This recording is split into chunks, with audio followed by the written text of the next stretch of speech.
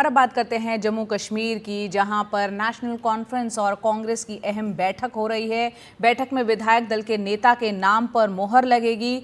उमर अब्दुल्ला का नया मुख्यमंत्री बनना एक तरह से तय माना जा रहा है। और आपको बता दें कि जम्मू कश्मीर में नेशनल कॉन्फ्रेंस और कांग्रेस गठबंधन ने शानदार जीत हासिल की है इस बार के चुनावों में।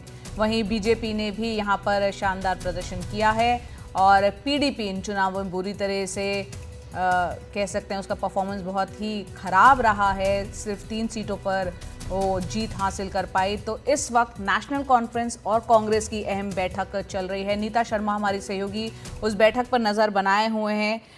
नीता, यहाँ पर सीएम तो एक तरह से माना जाए कि एक औपचारिकता भर है, उमर अब्दुल्ला ही अब अगले मुख्यमंत्री होने जा रहे हैं। सरकार के गठन को लेकर क्या कुछ जानकारी मिल रही है, और ये बैठक के बारे में बताएं जो इस वक्त जारी है एनसी और कांग्रेस की।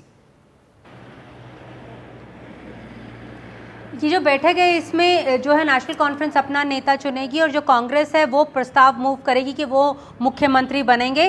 तो यूनानिमस डिसीजन होगा कांग्रेस और नेशनल कॉन्फ्रेंस का कि उमर अब्दुल्ला को मुख्यमंत्री बनाया जाए। इस अलायंस के लिए अच्छी बात यह है कि जो 5 इंडिपेंडेंट्स हैं वो भी इन लोगों के संपर्क में हैं, और अगर उनमें से 3 या 4 इनके साथ वापस आ जाते हैं तो इनकी संख्या 48 से 52 हो जाएगी। तो ये नेशनल कॉन्फ्रेंस और कांग्रेस पार्टी के लिए एक अच्छी खबर है।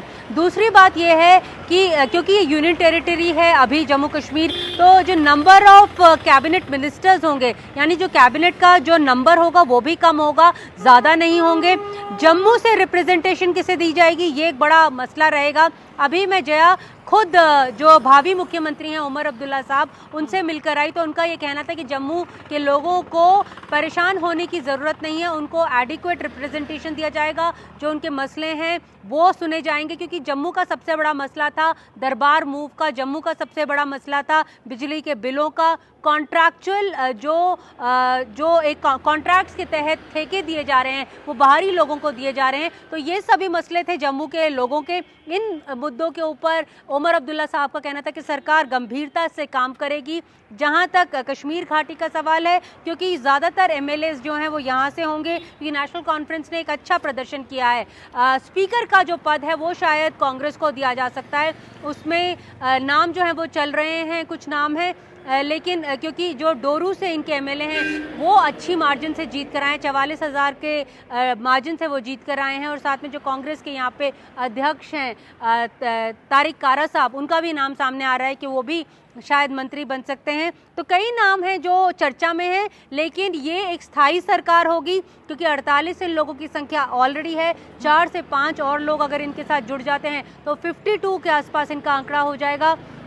जो चर्चा पहले नॉमिनेटेड मेंबर्स की हो रही थी, 5 नॉमिनेटेड मेंबर्स की, उसके ऊपर उमर अब्दुल्ला साहब का कहना है कि ऐसा नहीं होना चाहिए कि सरकार उन लोगों को चुनकर अपने साथ लेकर आए जो विपक्ष में बैठे। इनफैक्ट मिल बांट के सलाह मशवरा से उन लोगों को नॉमिनेट किया जाना चाहिए ताकि वो भी पार्ट ऑफ द गवर्नमेंट हो और पार्ट ऑफ द गवर्नेंस बन सकें। और जहाँ तक जो एलजी के साथ उनका रिश्ता रहा है, खास करके क्षेत्रीय दलों का, तो उन्होंने एक बहुत महत्वपूर्ण बात कही। उनका कहना था कि ताली जो है दोनों हाथों से बजती है।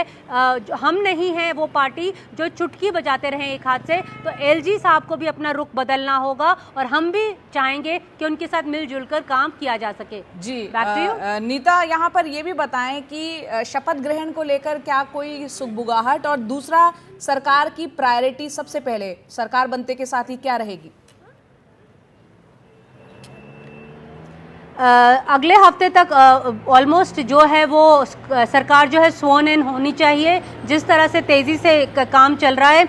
जहाँ तक प्रायोरिटीज़ का सवाल है, लोगों से जुड़े हुए मुद्दे ही प्रायोरिटी रहेंगे इस सरकार के, क्योंकि लोगों ने बढ़ चढ़कर उनको जो वोट दिया है और अपना जो एक विश्वास है उनके ऊपर जताया है। तो उमर अब्दुल्ला साहब का यही कहना था कि फोकस एरियाज वही रहेंगे।